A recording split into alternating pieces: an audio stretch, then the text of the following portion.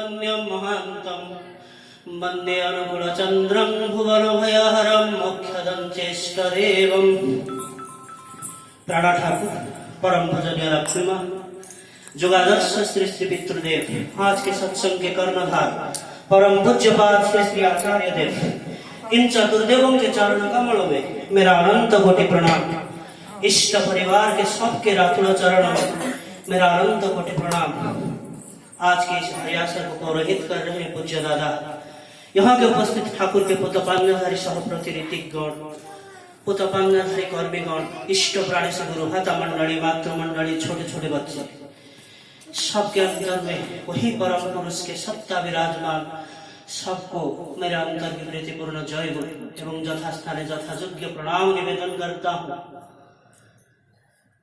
आज के इस हरियासर को हमें प्रदान करके विभु प्रेम में निमज्जित होने का जो सौभाग्य वो प्रदान किए हैं हमारी दादा और श्रुति रानी पौर्णमा।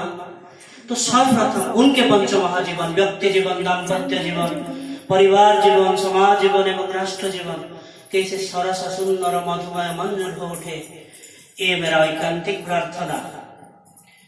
तो सर्वप्रथम माँ हमारी जो मधुरा सप्तम पढ़ रहे थे, उनके मन के भाव माफिक आज के पूरा हरियासर वो प्रार्थना, सदग्रंथ पाठ, भजन कीर्तन सब मधुर हो गया।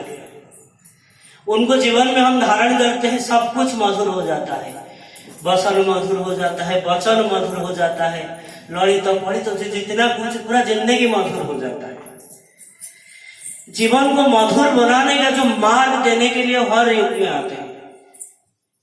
यदा यदा हि धर्मस्य ग्लानिर्भवति भारत अभ्युत्थानमधर्मस्य तदात्मान सृजाम्यहम् परित्राणाय साधूनां विनाशाय च दुष्कृतां धर्म संस्थापनार्थाय संभवामि युगे युगे। हर युग में उनको आना पड़ता है, इस धरित्री में धर्म को संस्थापन करके, दुष्कृतों को विनाश करके, जो असर उसको निरोध करके उनको हर युग में आना होता है। आज हम जो भाद्र महीना सेलिब्रेट कर रहे हैं, इस महीने में दो लीला पुरुषोत्तम से श्री कृष्णचंद्र के भी जन्म हुआ था और जीव पुरुषोत्तम श्री ठाकुर अंकुर चंद्र के भी जन्म हुआ था। और उन दोनों के जो भी कथन है, बोलनी है, जीवन शैली है, बहुत सामंजस्य है। हमारे वहाँ सहप्रतिनिधि डॉक्टर निरंजन मिश्र, उन्होंने ठाकुर जो छोटा सा किताब लिखे है सत्यानुसरण, भगवत और सत्यानुसरण, उसके ऊपर एक अनुशीलन किए थे। और उन दोनों में इतना सिमिलरिटी है, उसको कहना मतलब भाषा में हम व्यक्त नहीं कर सकते। ठाकुर भी वही बात बोले कि सब सियाल एक ही डाक। सब चाहते हैं कि हमारे जीवन कैसे जीवनीय हो उठे, जीवन जैसे जीवनीय हो उठे, शांति, स्वस्ति, प्रीति, मैत्री, आनंद उसमें भर उठे। और उसका मार्ग हर युग में वही एक चीज बोले हैं। इवन गीता में भी दादा तो हमारे पढ़े होंगे और यहाँ जो उपस्थित लोग तो पढ़े होंगे, गीता में भी लीला पुरुषोत्तम वही बात बोले हैं। और एक गीता में पूरा 700 श्लोक है। मैंने उसमें देखा था कि 574 श्लोक का जो है आउट ऑफ 700 श्री कृष्णचंद्र ने बोले हैं अर्जुन को। 84 श्लोक अर्जुन बोले हैं अपना जो भी प्रश्न है, जिज्ञासा है।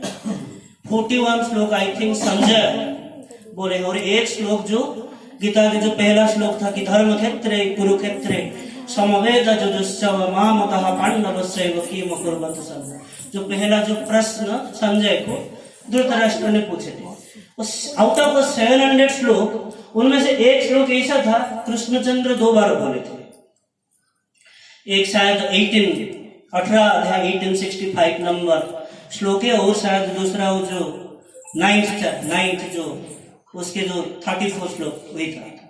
उनमें से वही एक बोले हैं कि मन मना भव मद भक्त मद जाजी मांग नमस्कुर। जीवन को मधुर बनाने का ये एक ही रास्ता है। मनमना भाव मत मना, हमेशा मेरा मनस्क होके रहना। मनमना मतलब मत मना, मन मना भाव मद भक्त मेरा भक्त बनो, मद जाजी मेरा जाजन करो, मांग नमस्कुर मुझे नमस्कार करो।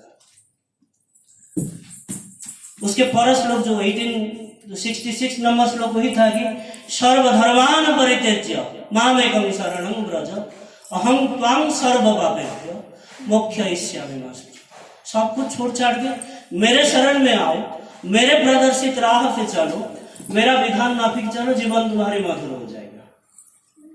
तो ठाकुर उसको बड़े सरल भाव से सत्यानुसरण में बोलती है कि तुम सदगुरु के शरणापन्न हो, सतनाम मनन करो और सत्संग आश्रय ग्रहण करो। मैं निश्चय करके कहता हूं तुमको तुम्हारे उन्नयन के लिए और सोचना नहीं पड़ेगा। यहाँ इस धरती पे जितने भी आए हैं वही बात। हम लोग वो सोनाली माँ हमारे जो भजन पढ़ रहे थे उसमें था कि जीवन को सुंदर बनाने के कुछ धारा तो हर युग में ठाकुर दिए हैं। जैसे हमारे ठाकुर अनुकूल चंद्र दिए जो जजन जाजन इष्टवृत्ति स्वस्थयनी सदाचार, ये सारे इससे पहले भी था।